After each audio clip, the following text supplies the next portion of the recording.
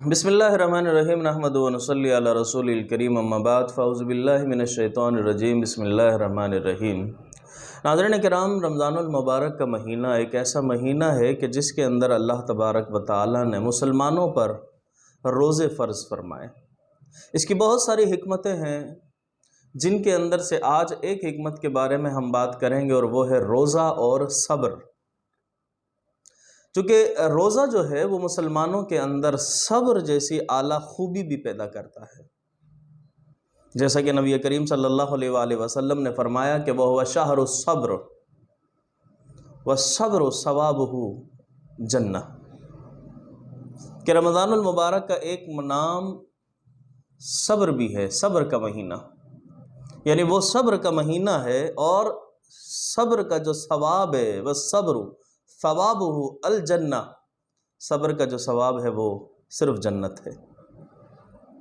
اس حدیث کو سمجھنے کے لیے ہم اس حدیث کے دو حصے کرتے ہیں۔ وَهُوَ شَهْرُ الصَّبْرِ، یعنی کہ وہ صبر کا مہینہ ہے۔ صبر کا معنی ہوتا ہے برداشت کرنا، اپنے آپ کو روکے رکھنا۔ اور ایک مسلمان بھی جب دن کے اندر روزہ رکھتا ہے تو روزہ رکھ کر دن بھر وہ روزے کی حالت میں رہتا ہے، اور اس دن بھر میں اپنی بھوک کو، پیاس کو برداشت کرتا ہے، اپنے آپ کو کھانے سے، اپنے آپ کو پینے سے روکے رکھتا ہے، گویا کہ وہ دن بھر بھوک کو، صبر کو، بھوک کو، پیاس کو برداشت کر کے صرف اللہ کے لیے صبر کرتا ہے، اور یہ صبر ہے صرف اللہ کے لیے۔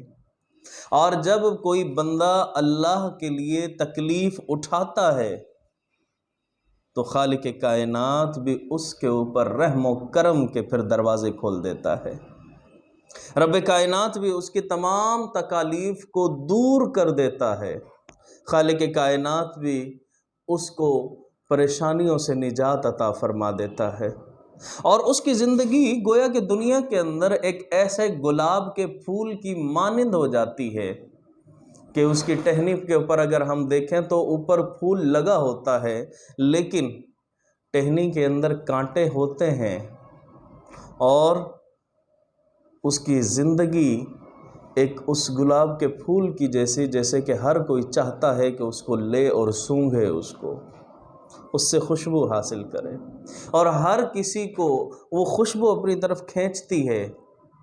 بالکل اسی طرح ایک اس انسان کی زندگی ہو جاتی ہے کہ بظاہر تو تکلیفیں نظر آ رہی ہوتی ہیں کہ وہ تکلیفوں میں ہے، مصیبتوں میں ہے، لیکن اس کی زندگی بڑی اعلیٰ ہو جاتی ہے۔ اسی لیے انسان کی زندگی کے اندر صبر کو بہت بڑی اہمیت حاصل ہے۔ اور دوسری حدیث کے اندر رسول اللہ صلی اللہ علیہ وآلہ وسلم نے فرمایا کہ الصبر من الایمان بمنزلۃ الرأس من الجسد، کہ اگر انسان کی زندگی کے اندر صبر آ جاتا ہے تو صبر انسان کی زندگی کے اندر ایسا اہم حصہ ہے جیسا کہ انسان کے جسم کے اندر اس کا سر ہوتا ہے۔ انسان کے جسم کے اندر اس کا سر بڑی اعلیٰ جگہ رکھتا ہے اور اہمیت کا حامل ہے۔ بالکل اسی طریقے سے انسان کی زندگی میں صبر جو ہے وہ بہت اعلیٰ ہوتا ہے۔ تو معلوم ہوا کہ اپنے اندر صبر پیدا کر لینا یہ انسان کے لیے بے حد مفید ہے اور بہت اعلیٰ ہے، لیکن دشوار بھی بہت ہے۔ یہ تو فضائل تو ہیں اس کے، لیکن دشوار بھی بہت ہے، اور آپ بھی جانتے ہیں کہ کوئی بھی کمال یا بلندی یا مقام یا مرتبہ جب انسان حاصل کرنا چاہے، خواہ وہ دنیا کے اندر ہو یا دین کے اندر ہو، تو اس کو بغیر دشواریوں کے نہیں ملتا۔ اس کو تکلیفیں تو اٹھانا پڑتی ہیں، مصیبتیں تو اٹھانا پڑتی ہیں، اور جب بندہ دشواریاں اٹھا لیتا ہے، ان تکلیفوں کو برداشت کر لیتا ہے، صبر کر لیتا ہے، تو پھر جب اس کے بعد اس کا انعام ملتا ہے۔ اب آئیے حدیث کے دوسرے حصے کی طرف، کہ جس میں رسول اللہ صلی اللہ علیہ وآلہ وسلم نے فرمایا کہ الصبر ثوابہ الجنہ، کہ ثواب جو ہے وہ صبر کا، اس کا بدلہ جو ہوگا وہ جنت ہے۔ جب صبر کرنے والے جنت میں داخل ہوں گے تو استقبال فرشتے کریں گے اور سامنے حاضری ہو کر مبارکباد اس طرح پیش کریں گے، سلام علیکم بما صبرتم فنعم عقبی الدار، کہ سلامتی ہو تم صبر کرنے والوں پر کہ تم نے صبر کیا، بس آخرت کا یہ گھر کس قدر عمدہ گھر ہے جو کہ صبر کی بدولت تمہیں ملا ہے۔ تو ناظرین کرام، صبر انسان کی زندگی کے اندر روزہ پیدا کرتا ہے۔ یہاں مزید وضاحت کے لیے میں حضرت امام زین العابدین رضی اللہ تعالی عنہ کا ایک فرمان کوٹ کرنا چاہوں گا کہ جس میں آپ نے فرمایا کہ قیامت کے دن صبر کرنے والوں کو پکارا جائے گا، آواز دی جائے گی، کچھ لوگ حاضر ہوں گے اور حکم ہوگا کہ تم جنت میں چلے جاؤ، جاؤ جنت کے اندر۔ وہ تیزی سے وہ جنت کی طرف جانے لگیں گے، تیزی سے جا رہے ہوں گے جنت کی طرف، فرشتے انہیں روکیں گے اور کہیں گے کیا تمہارا حساب ہو گیا؟ تم حساب سے پہلے ہی جنت میں جا رہے ہو؟ وہ جواب دیں گے کہ اپنے رب کی اجازت اور اس کے فضل سے۔ اور تم کون ہو؟ وہ کہنے لگیں گے کہ ہم صبر کرنے والے ہیں، صبر کرنے والے ہیں، کہ ہم نے دنیا کے اندر صبر کیا، اللہ کے حکم پر عمل کیا۔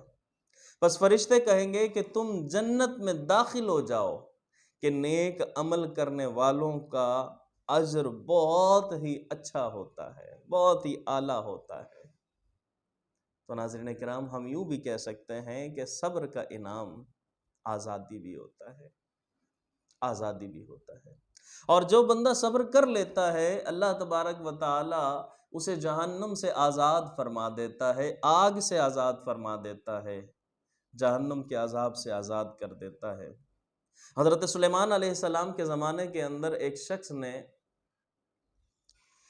بلبل خریدی، بلبل کی آواز اسے بڑی پسند تھی اور اس نے بڑے مہنگے داموں بلبل خریدی۔ جب بلبل کو خرید لیا، پنجرے کے اندر قید کر دیا، جب وہ بلبل بولتی تھی تو اس کی آواز سے اسے سکون حاصل ہوتا تھا، خوب بولتی تھی، وہ قید کر رکھا تھا، خوب چہچہاتی تھی، قید کر رکھا تھا۔ وہ تو بولتی تھی، اپنے دل کے دکھڑے سنایا کرتی تھی، لیکن لوگ اس کی آواز کے دیوانے ہو گئے تھے، عاشق ہو گئے تھے۔ ایک دن کیا ہوا کہ اس کے پنجرے کے اوپر ایک طوطا آ کر بیٹھا، تھوڑی دیر بیٹھا، کچھ کہا اور اس کے بعد چلا گیا اڑ کر۔ اور پھر اس کے بعد وہ بلبل کبھی نہ بولی، خاموش ہو گئی، اس نے بولنا، چہچہانا، گیت گانا چھوڑ دیے۔ وہ شخص بڑا پریشان ہوا، مالک کیا بات ہے، آخر یہ بولتی کیوں نہیں ہے، اب کیا وجہ ہے آخر؟ پریشانی کے عالم میں وہ اللہ کے نبی حضرت سلیمان علیہ السلام کے پاس گیا اور جا کر کہا کہ میں نے ایک بلبل خریدی تھی بڑے مہنگے داموں، آپ اللہ کے نبی ہیں، آپ تو پرندوں کی بولیاں بھی جانتے ہیں، آپ ان سے پوچھئے کہ کیوں نہیں بولتی یہ، اب کیوں نہیں گاتی، میں تو اس کی آواز کا عاشق تھا۔ حضرت سلیمان علیہ السلام نے جب پوچھا تو اس بلبل نے کہا کہ اللہ کے نبی، میں تو اپنے وطن سے دوری کی کو یاد کر کے رویا کرتی تھی، میں تو اپنے ملک کو یاد کر کے روتی تھی، اپنی آزادی کو یاد کر کے روتی تھی، لوگ اسے گانا سمجھ لیا کرتے تھے۔ پھر ایک دن طوطے نے آ کر مجھے سمجھایا اور کہا کہ یہ جو تمہاری بے صبری ہے، یہی تمہاری قید کی وجہ ہے، تم صبر کرو، گانا گانا بند کر دو، بولنا بند کر دو، تمہارے لیے آسانی ہو جائے گی۔ بس اس دن سے میں نے گیت گانا چھوڑ دیے، بولنا چھوڑ دیا، اب میں کبھی نہیں بولوں گی۔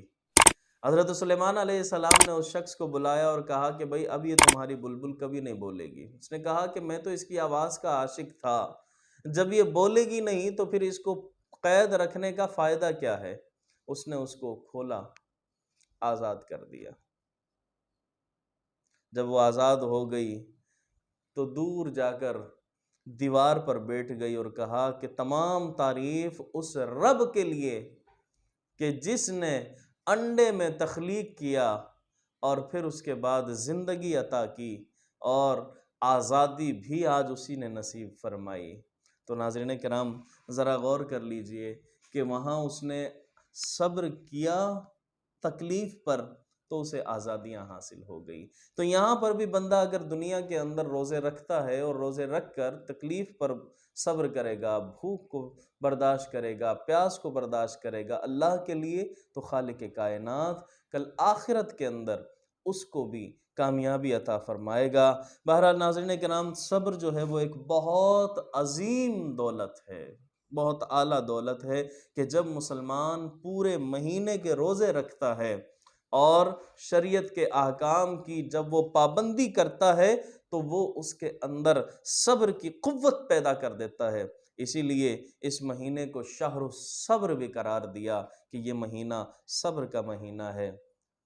اور اللہ تبارک و تعالی روزوں کی برکت سے دعا کرتے ہیں خالق کائنات کے کہ ہم سب کے اندر بھی یہ خوبی عطا فرمائے کہ ہم بھی صابرین میں سے ہو جائیں، صبر کرنے والوں میں سے ہو جائیں۔